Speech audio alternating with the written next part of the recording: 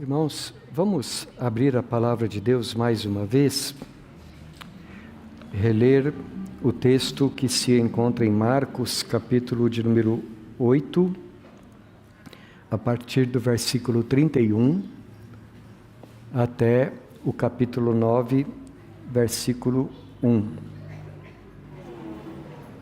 Marcos 8, 31, até o capítulo 9, versículo 1.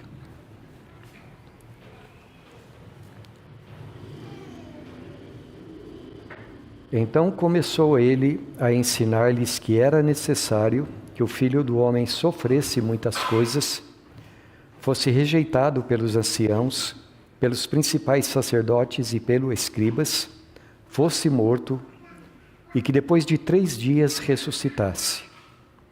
E isto ele expunha claramente, mas Pedro, chamando-o à parte, começou a reprová-lo. Jesus, porém, voltou-se e fitando os seus discípulos, repreendeu a Pedro e disse: Arreda, Satanás, porque não cogitas das coisas de Deus, e sim da dos homens. Então, convocando a multidão e juntamente os seus discípulos, disse-lhes: Se alguém quer vir após mim, a si mesmo se negue, tome a sua cruz e siga-me. Quem quiser, pois, salvar a sua vida, perdê-la-á. E quem perder a vida por causa de mim e do Evangelho, salva-la-á. Que aproveita ao homem ganhar o mundo inteiro e perder a sua alma? Que daria um homem em troca de sua alma? Porque qualquer que nesta geração adúltera e pecadora se envergonhar de mim e das minhas palavras, também o Filho do Homem se envergonhará dele, quando vier na glória de seu Pai com os santos anjos. Dizia-lhes ainda: Em verdade vos afirmo que dos que aqui se encontram, alguns há que, de maneira nenhuma, passarão pela morte, até que vejam ter chegado com poder o reino de Deus. Até aqui, meus irmãos, que a graça do Senhor Jesus nos oriente. Você ama Jesus? Para você, quem é Jesus? Ele é teu Salvador? O teu Redentor? Você crê que Ele morreu na cruz pelos seus pecados? E que Jesus merece que você faça por Ele?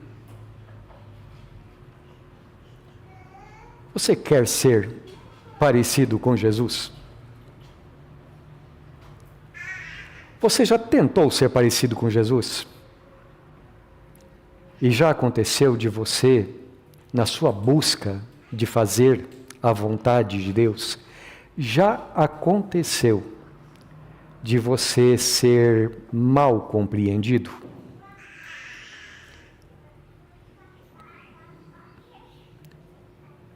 Todas as pessoas para quem Jesus falou e todas as pessoas a quem Jesus amou, amaram Ele de volta?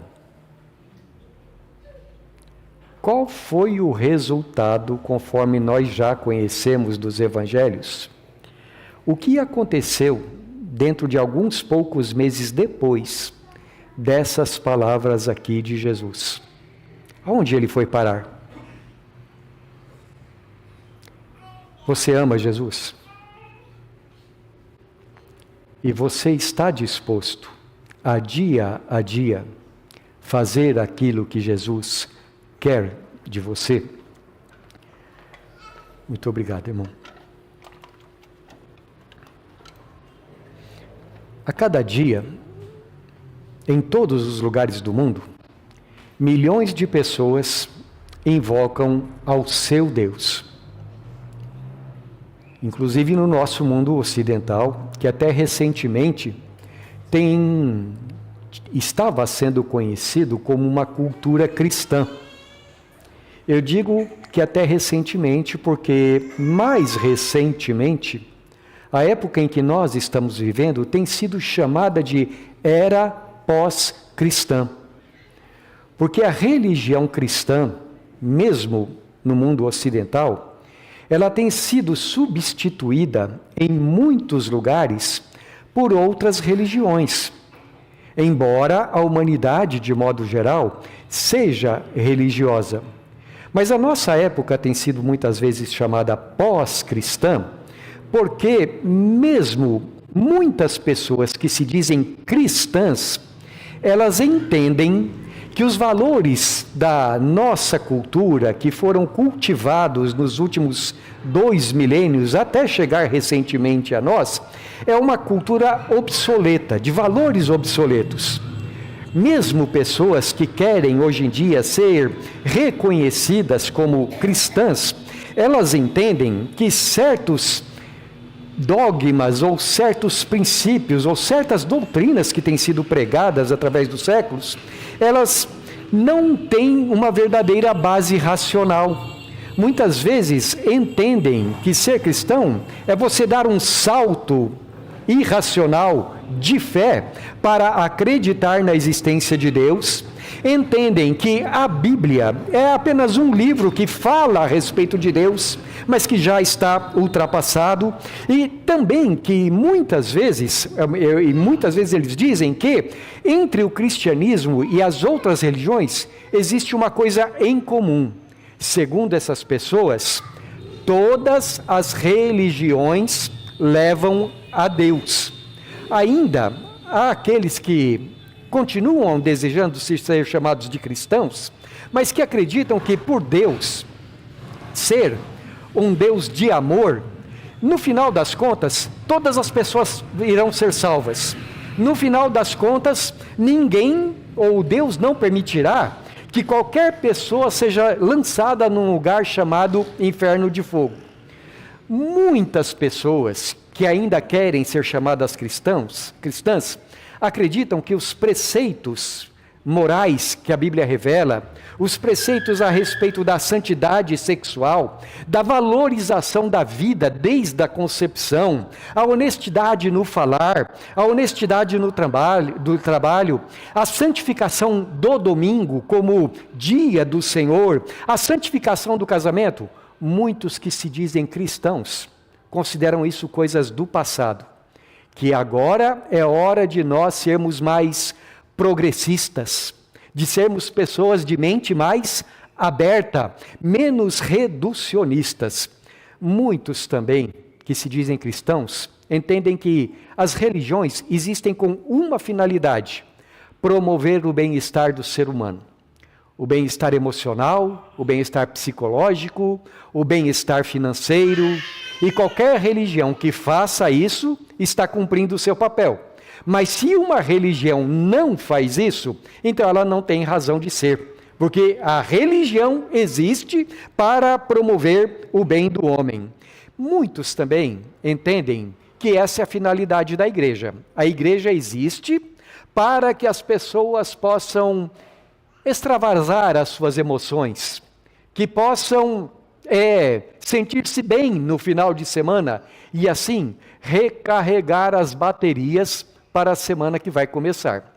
Irmãos, é bem verdade que a igreja, que a religião, que o cristianismo, eles trazem bem-estar para o nosso coração, trazem bem-estar para nossa mente, sem negar então o valor que a religião tem para cumprir esse papel nas nossas vidas.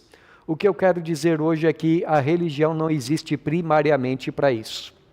Não é a função básica da religião fazer com que as pessoas se sintam bem.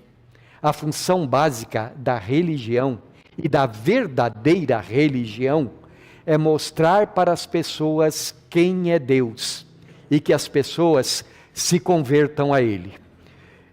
A religião cristã é muito mais importante do que apenas promover nosso bem-estar emocional.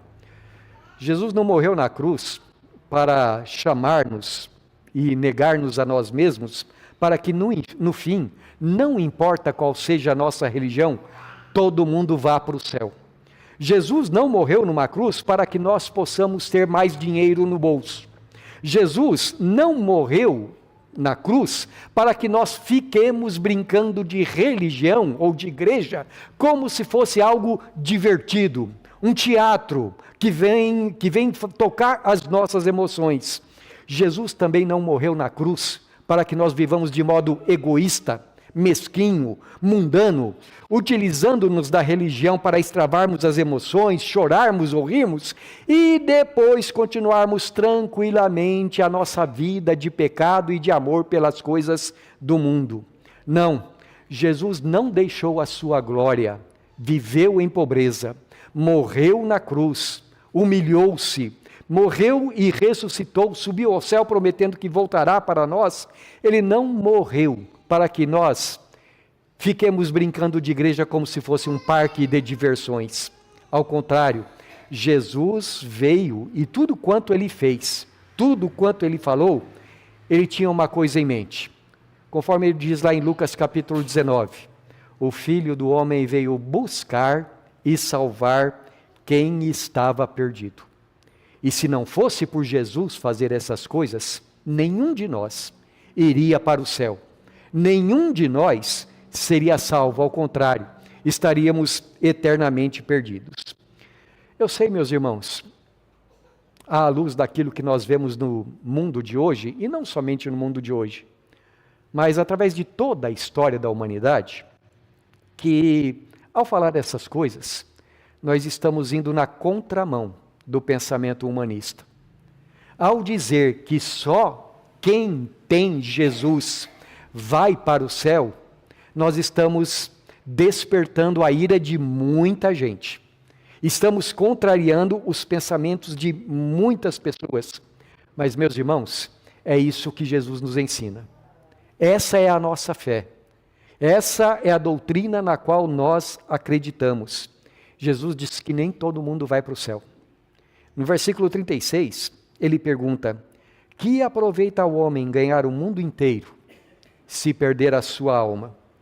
E ele disse isto em virtude da reação errada que Pedro havia acabado de ter, quando Jesus falou que era necessário que ele fosse a Jerusalém, morresse, ressuscitasse ao terceiro dia. E Pedro, então, olhando para o Senhor Jesus, começou a repreendê-lo, como diz o texto de Mateus. E aqui o texto de Marcos diz: Pedro procurava fazer Jesus mudar de ideia. E Pedro dizia para Jesus: Senhor, isso de modo algum te acontecerá. Ou conforme o texto de Mateus: Senhor, tem compaixão de ti mesmo. Tenha dó do Senhor, não vai fazer uma coisa dessas. Em João capítulo 15, Jesus descreve o relacionamento que ele tinha com os discípulos todos. Ele descreve como um relacionamento de amizade. Ele disse assim: ninguém tem maior amor do que dar a vida pelos seus amigos. Jesus considerava Pedro um amigo. Mas sabe, meus irmãos, às vezes, por mais que os nossos amigos queiram o nosso bem, às vezes acontece deles não desejarem o que é certo para nós. Por exemplo, quando você tem um amigo que leva você a se desviar da vontade de Deus. Então Pedro, embora ele tivesse com muito boa intenção, como é que diz o ditado mesmo? De boa intenção, o inferno está cheio. Embora Pedro tivesse com muito boa intenção, ele estava completamente errado. E quando então ele procura dissuadir Jesus, Jesus responde para ele: arreda, Satanás, você não está pensando conforme Deus, você está pensando conforme os homens. E depois então de fazer isto, Jesus se volta para todos os discípulos e convoca a multidão e diz que se alguém quiser seguir a ele, precisa seguir o mesmo caminho que ele. Quando Jesus diz: se alguém quiser me seguir, ele está dizendo assim: qualquer ou todo o ser humano está convidado a me seguir. Eu desejo que todos me sigam, e se alguém vier após mim, de maneira nenhuma, ele diz em outro lugar, de maneira nenhuma o lançarei fora. Mas há uma condição, diz o Senhor Jesus.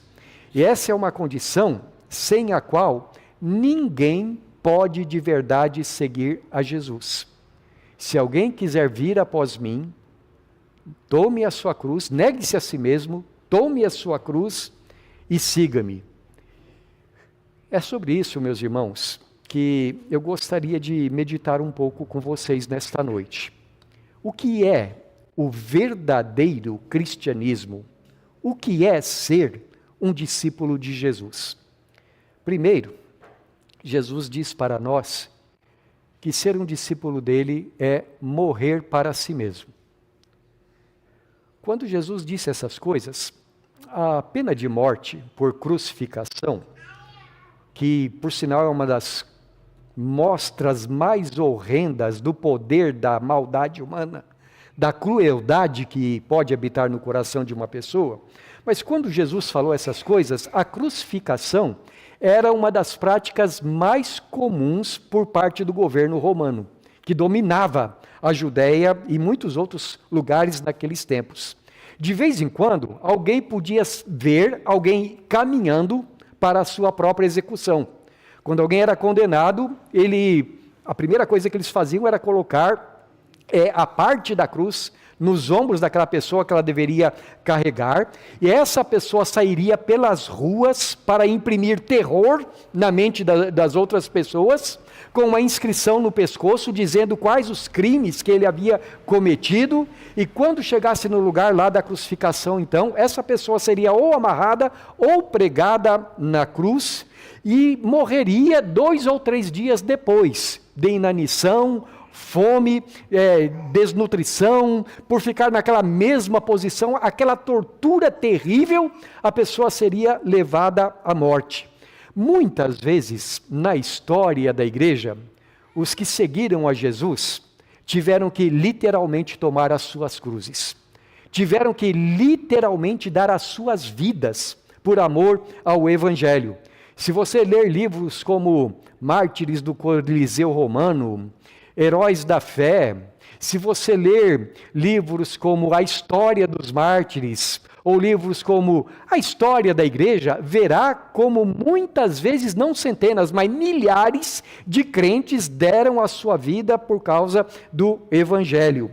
Agora, quando nós olhamos para a palavra de Deus, nós vemos que o tomar a cruz tem também um sentido metafórico, e é nesse sentido que Jesus está mais precisamente falando aqui. Para que nós entendamos isso, eu gostaria de comparar esse texto com com Lucas capítulo 9, versículo de número 23, onde Jesus ele está falando a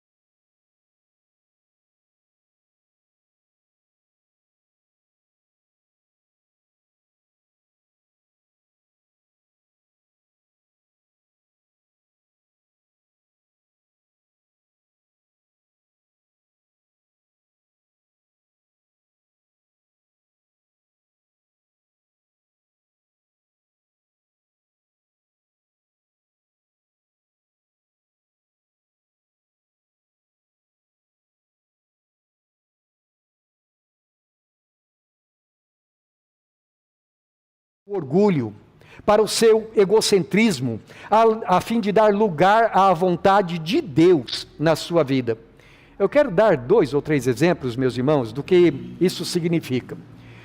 Existem, como eu disse para vocês, muitos exemplos na história do nosso povo, do povo de Deus. Mas eu estou pensando num homem, num missionário escocês, que viveu no século XIX, chamado John Paton.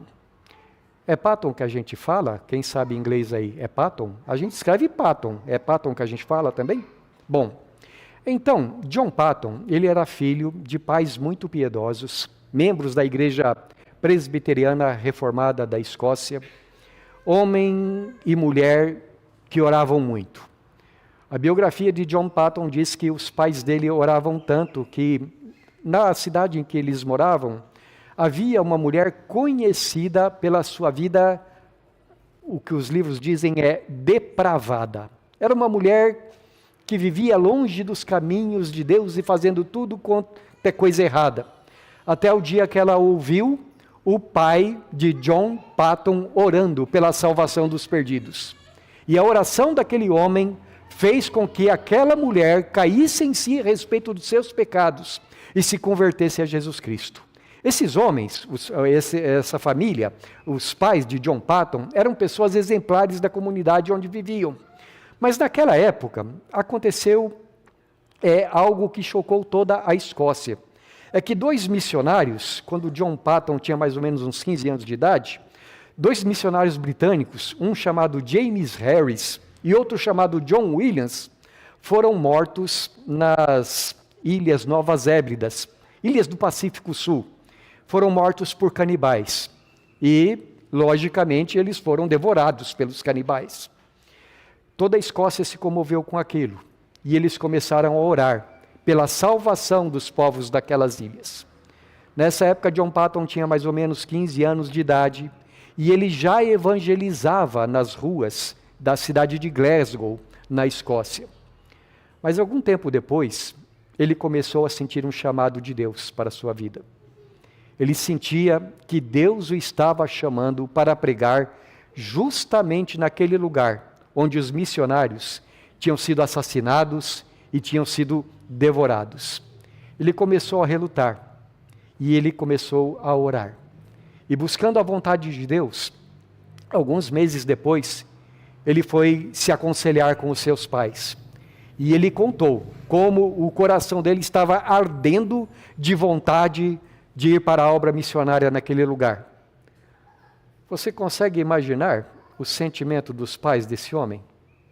Pai, eu quero ir pregar o evangelho entre os canibais. E aquele casal piedoso, e já de uma certa idade, disse para ele: filho, desde que você nasceu, nós consagramos a vida de você ao Senhor. Você pertence a Ele. E se Deus está te chamando... Depois que ele viajou, a mãe dele, diz a biografia, ficou com o coração meio que amortecido, de tanta preocupação com o filho. Mas uma coisa essa mulher tinha no seu coração: eu não quero contrariar a vontade de Deus. Ele foi e ganhou muitas vidas para Jesus. E depois, os filhos dele se tornaram missionários também. E os irmãos dele se tornaram missionários também. O que eu quero dizer com isso tudo, meus irmãos? Onde é que nós vemos a cruz nessa história toda? Primeiro, nós vemos na cruz, na vida daqueles missionários que tiveram a coragem de ir e pregar e foram até assassinados por causa do evangelho. Mas nós vemos a cruz também na vida deste jovem que diz assim: Senhor, eis-me aqui. E no dia do casamento dele, no ano do casamento dele, foi o ano que ele foi para as Ilhas Novas Hébridas para pregar o evangelho. Ele e a esposa. A esposa morreu 3 meses depois, por causa de enfermidades naquelas ilhas. E ele continuou fazendo o seu trabalho. Eu vejo a cruz na vida desses pais, que se dedicaram a orar, a consagrar seus filhos ao Senhor, e que quando Deus chamou os seus filhos, eles não negaram. Eles não disseram que se oporiam à vontade de Deus. Meus irmãos, a cruz de Jesus é algo para o qual todos nós somos chamados. John Paton e sua esposa corajosamente obedeceram. Muitos, através da história, corajosamente obedeceram. Mas Jesus, ele diz aqui nesse texto que há alguma exceção. Você quer seguir a Jesus? Você quer servir a Jesus? Se você quer seguir a Jesus, a cada dia, você precisa tomar a sua cruz. Você precisa dizer não para si mesmo. Em segundo lugar, seguir a Jesus significa comprometer-se com Ele. Sogra não é cruz. Cunhado não é cruz. E o que mais costuma se dizer? As pessoas dizem, essa dor que eu tenho na perna é minha cruz. Irmãos, dor na perna qualquer pessoa pode ter. Problemas qualquer pessoa pode ter. Não é disso que Jesus está falando. Ele diz assim, versículos 34 e 35. Se alguém quer vir após mim, a si mesmo se negue, tome a sua cruz e siga-me. Venha comigo, faça a minha vontade. Versículo 38, porque qualquer que nesta geração adúltera e pecadora se envergonhar de mim, das minhas palavras, também o Filho do Homem se envergonhará dele, quando vier na glória de seu Pai com os santos anjos. Algum tempo atrás eu assisti um filme que assim, contava a história, não é? De um evangelista, que esse evangelista estava numa estrada, e aí ele viu acontecer um acidente na frente dele. O carro que estava na frente dele caiu numa ribanceira, e ele saiu correndo atrás do carro, descendo ali, e quando ele chegou no carro, o motorista estava entre a vida e a morte, estava mesmo para morrer. E ele então perguntou assim, você aceita Jesus como seu Salvador e Senhor?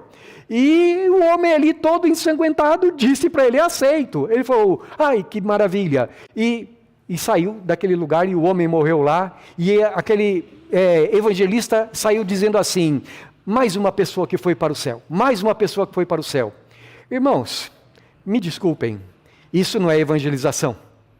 Não é isso que é seguir a Jesus. É claro que o ladrão que morreu ao lado de Jesus ali na cruz, ele foi salvo, mas ele tinha uma confissão de fé completa, não tinha? Ele reconhecia que Jesus é o Senhor, reconhecia que o reino de Deus viria, reconheceu os seus pecados, ele invocou o nome do Senhor. Não foi uma pessoa que assim no último instante, apenas porque estava para morrer, disse, eu creio em Jesus. Porque Jesus não ensinou que vida cristã é isso. Vida cristã é ter compromisso com Jesus no meio de uma geração pecadora. E isso traz consigo algumas implicações. Primeiro, você precisa confessar o Jesus que está na Bíblia. Jesus disse que muitos falsos cristos surgiriam. E não é verdade? Muitos dizem a respeito de Jesus Cristo que ele foi apenas um grande profeta. Mas se Jesus foi um grande profeta, ou as outras coisas que ele falou estavam erradas, e ele estava errado, ou eram verdadeiras. E ele disse que ele era mais do que um profeta. Ele disse, antes que Abraão existisse, eu sou. Ele se apresentou como o Filho eterno de Deus que morreu na cruz pelos nossos pecados, que ressuscitou, que voltará para julgar o mundo. Ele disse, eu e o Pai somos um. Se alguém disser que Jesus é apenas um grande profeta ou um grande mestre, não é esse Jesus que aparece nas Escrituras. Mas tem uma segunda coisa, é que Jesus disse, no meio dessa geração corrompida e corrupta, você precisa me confessar diante dos homens, você precisa me seguir. Qual a implicação disso, meus irmãos? Não é apenas morrer para si mesmo, é viver para Jesus Cristo, é viver com Jesus Cristo. E o que eu quero dizer viver com Jesus Cristo? Eu quero dizer que não basta ser uma pessoa religiosa. Existe uma diferença entre religiosidade e religião. Religiosidade é quando a pessoa está simplesmente guardando certos ritos da sua religião, qual for ela. Mas religião, a palavra quer dizer religação, é andar com Deus. É viver a cada dia fazendo a vontade de Deus. Religião é orar, é obedecer os mandamentos do Senhor como norma de vida. Jesus disse assim, aquele que tem os meus mandamentos e os guarda, esse é o que me ama. E aquele que me ama será amado do meu Pai. E eu também o amarei e me manifestarei a ele. E o meu Pai e eu faremos nele morada. Isso é cristianismo. Qualquer coisa que não seja entregar a vida para fazer a vontade de Deus, não é aquilo que Jesus quer de nós, ou não é aquilo que exige de nós. Religião é ter sensibilidade espiritual para fazer a vontade de Deus. E por isso, em terceiro lugar, ser discípulo de Jesus implica em ser comprometido com Ele e ser descomprometido com o mundo. Quem quiser salvar a sua vida, versículos 35 a 38, perdê-la-á. E quem perder a vida por causa de mim e do Evangelho, salva-la-á. Que aproveita o homem ganhar o mundo inteiro e perder a sua alma? Que daria um homem em troca da sua alma? A palavra alma, usada aqui por Jesus, lá no texto grego, é a mesma que a palavra vida. Essa palavra, ela pode ser traduzida de vários modos diferentes. Vida, alma, pessoa. É uma referência muitas vezes aos pensamentos de uma pessoa, aos sentimentos de uma pessoa. Mas, acima de tudo, conforme o contexto, a palavra alma, ela quer se referir àquela parte imaterial do nosso ser, que por si só viverá ou existirá eternamente. Por si só, no sentido de que a parte do corpo, ela continuará a existir. Não que ela tenha vida eterna em si mesma. Mas a versão que nós temos aqui, a versão atualizada, ela pega muito bem o sentido daquilo que Jesus está falando, quando usa esse jogo de palavras aqui. É exatamente isso que Jesus queria dizer. E ele diz assim, olha, se você amar a sua vida nesse mundo, se você estiver apegado às coisas deste mundo, se você quiser salvar a sua vida neste mundo, você vai perdê-la. Mas se por amor de mim e do Evangelho você perder a sua vida, você a salvará. E acrescenta, pois o que adianta alguém ganhar o mundo inteiro e perder a sua alma? Outra maneira de falar, se você quiser curtir a vida de acordo com os padrões do mundo, que proveito vai trazer isso para você? Qual vai ser o resultado disso para você? Eu queria relacionar esse texto com outro, Mateus capítulo 10, versículo 28, onde Jesus fala também a respeito da vida eterna, ou da morte eterna, seria mais apropriado. Mateus 10, 28, Jesus diz assim, não temais os que matam o corpo e não podem matar a alma. Temei antes aquele que pode fazer perecer no inferno, tanto a alma como o corpo. Você vê o que Jesus está falando? É possível alguém nesse mundo tirar a tua vida, mas não tirar a tua alma. Mas é possível você perder o corpo e a alma, se você não temer aquele que pode lançar no inferno, tanto a alma quanto o corpo. Irmãos, o que Jesus está dizendo, o que a Bíblia diz, é que nós não somos apenas seres físicos, nós somos seres espirituais.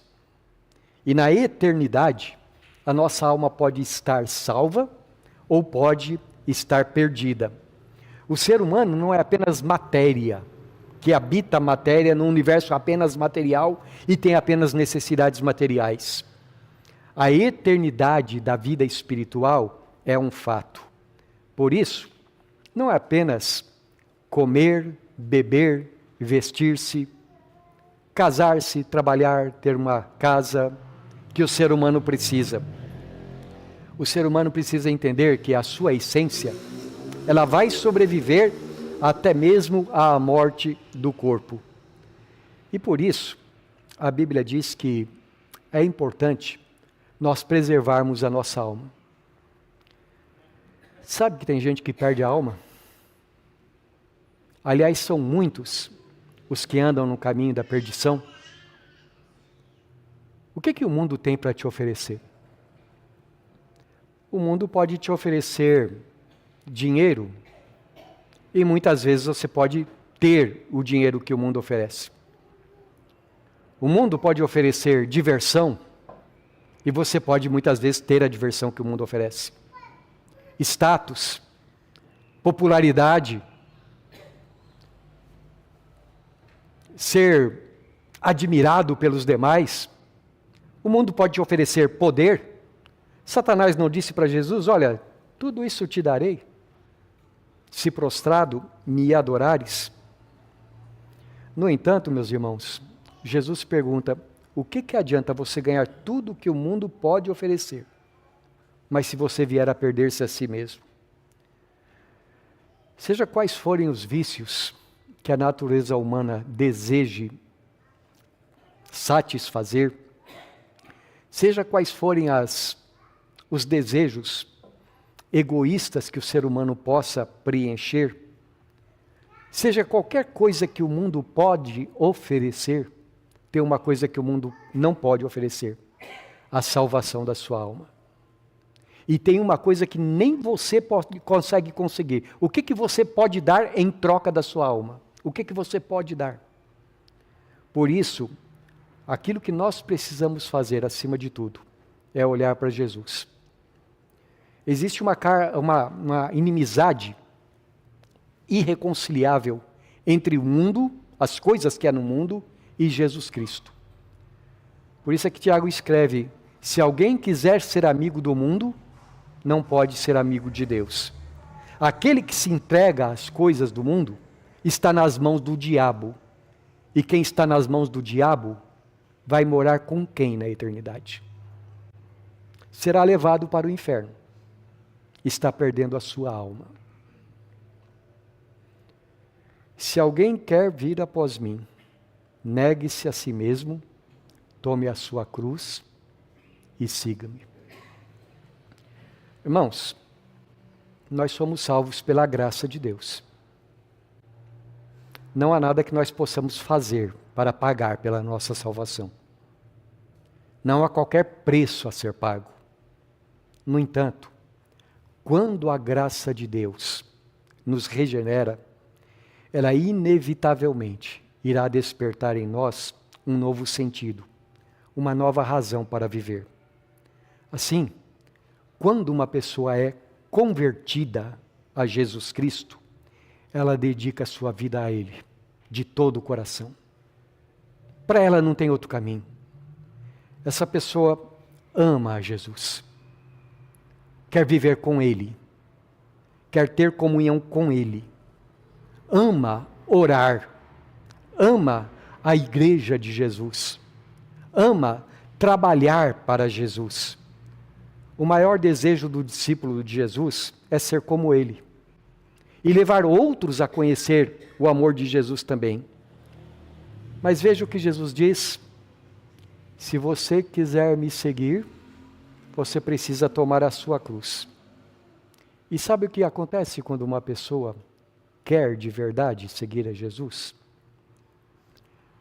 Muitos à sua volta o odiarão, porque odeiam a Jesus. E aquele que odeia a Jesus, odeia aqueles que seguem a Jesus. Querido, se você quer seguir a Jesus, você tem que estar disposto a ser odiado. Você não será uma pessoa progressista de acordo com o mundo. Você não será uma pessoa que aceita os valores do mundo como norma de vida. Então você não será amado. Segundo, muitas vezes, até aqueles que se dizem crentes também não te entenderão. Não foi assim que Pedro reagiu quando Jesus falou: eu tenho que ir para a cruz? E Pedro disse para ele: tenha dó de si mesmo, Senhor. Ora, muitos não entendem a pessoa que quer fazer a vontade de Jesus. Muitos encontram dificuldade com isso. E muitos, então, vão dizer mais ou menos assim para você: mas você não precisa ser tão consagrado. Você não precisa ser tão dedicado. Mas não vão chamar você de consagrador dedicado, vão chamar de fanático. Vão chamar de carola. Vão chamar de rato de igreja e coisas parecidas, mesmo sendo pessoas que se dizem cristãs. Mas nós precisamos, meus irmãos, embora amar as pessoas que estão à nossa volta, não nos deixarmos levar pela corrente de pensamentos desse mundo. Eu quero contar para vocês uma coisa que essa semana é hora de confessar pecado, né? Vou confessar meu pecado para vocês. Mas essa semana me fez muito bem estar aqui na sexta-feira à noite orando com alguns irmãos. Faz 2 ou 3 anos que eu tive um infarto. Eu não lembro mais. Faz um tempo. E desde lá eu disse assim, não, eu preciso colocar limites. Então alguém me chama para pregar num acampamento, eu penso, 3 dias num acampamento? O meu corpo não aguenta um negócio desse. Aí eu não aceito. Me chama para um trabalho tarde da noite, é como eu falei para os irmãos hoje cedo, de lá para cá eu durmo com as galinhas, 9 horas da noite no máximo eu estou na cama. Então, não, eu preciso cuidar de mim mesmo. Mas aí, na sexta-feira, nós viemos para a nossa reunião, começou às 8 horas mais ou menos, né, Luciana? Terminou mais ou menos umas 11h30. Antes da reunião, Dona Elvira me falou assim, Dona Elvira tem quantos anos, Lu? 71. Pastor, eu não posso ficar até o final, porque eu estou com problema de saúde e tal. E eu disse para ela, não, querida, tudo bem, a gente entende, não é? Dona Elvira ficou até o final do culto, até às 11h30. Outra pessoa que me falou que não podia ficar até o final, foi a irmã Valdeli. Quantos anos tem a irmã Valdeli, irmão Ernesto? 78. E Dona Valdeli visivelmente estava sentindo dores. Ela me falou que estava sentindo muita dor. Ela falou, não posso ficar até o final, pastor. Quando foi 11h20, eu estava ali sentado, olhei para ela, ela olhou para mim e falou assim, eu estou caindo em pé. Eu falei assim para ela, mas está em pé, está aqui. Outra pessoa que me falou que deveria ser mais cedo foi Dona Ruth. Até que a Dona Ruth ficou, Edna, até o final. Fiquei olhando para aquelas pessoas idosas, não somente essas 3 que eu mencionei, mas irmão Genésio, Dona Maria, todos os que estavam aqui. Fiquei olhando para os irmãos e pensando, que gente de valor. Irmãos, por favor, se você não pôde vir e ficou orando em casa, por favor, não pense que eu estou aqui censurando, viu? Não estou censurando ninguém que não pôde vir. Eu sei que muitos gostariam de ter vindo, mas nem todos puderam. Mas eu estou falando daqueles que aqui estavam. Então, quando foi mais ou menos 11h30, nós fomos embora. E no caminho para casa, eu parei para um casal atravessar a rua, ali nessa rua que sobe aqui. Eles passaram assim, felizes, alegres, e eu vi onde eles estavam entrando. Era num bar, numa roda de samba, com um monte de gente lá, bebendo, dançando. E eu falei, eu fico lá dentro de casa, numa noite como essa, eu não sei o que está acontecendo no mundo lá fora. Mas eu fui reparando. E havia vários bares no caminho. E, irmãos, cheios de gente. Eu fiquei com vergonha de mim mesmo. Porque eu disse assim, essas pessoas estão aí de todo o coração, servindo ao mundo. E eu fico dizendo assim, não, o meu corpo não aguenta um negócio desse. Então eu preciso ir para a cama cedo. E não gasto o meu tempo. O meu precioso tempo, ou melhor, eu não invisto o meu tempo em mais oração. Eu não invisto o meu tempo em mais evangelização. E eu vou confessar outro pecado para vocês. Quando a gente resolveu mudar a escola dominical para as 9 da madrugada, eu disse, mas está tão bom esse horário das 10. Meus irmãos, ter preguiça de levantar-se no domingo para vir para a igreja é pecado. E é uma vergonha. Porque o mundo lá fora vai para suas bebidas. vai para os seus sambões, vai para... O que mais que o pessoal aí faz? Passa a madrugada tomando cerveja e achando bonito. E o povo de Deus, que não tem a capacidade de dizer não para um colchão, e quer ir para o céu. Tenha coragem de falar que é crente. Tenha coragem de falar que está seguindo a Jesus. Não está, meus irmãos. Não está. Está colocando o próprio eu em primeiro lugar. Agora, quando Jesus vier, quer subir para o céu. E fala, Jesus, eu dei a minha vida. Deu para o mundo. Que adianta o homem ganhar o mundo inteiro e perder a sua alma? O que você pode dar pela sua alma? Você não pode dar nada. Jesus já deu. Agora, Ele quer você para Ele. Ele quer que você o siga inteiramente. Será que Ele merece? Será que Ele é digno? Ou será que tem alguma coisa que vale mais do que Ele? Que Deus, na sua misericórdia, nos ajude a segui-lo diariamente. Amém.